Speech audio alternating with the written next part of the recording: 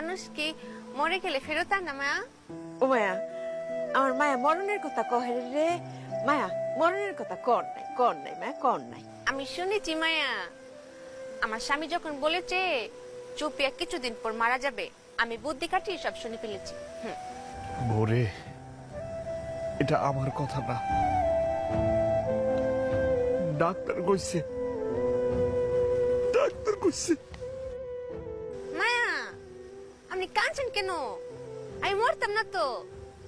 চুপিয়া মরে গেলে আপনি বকবেন কাকে, আর আমার স্বামী মরাবে কাকে?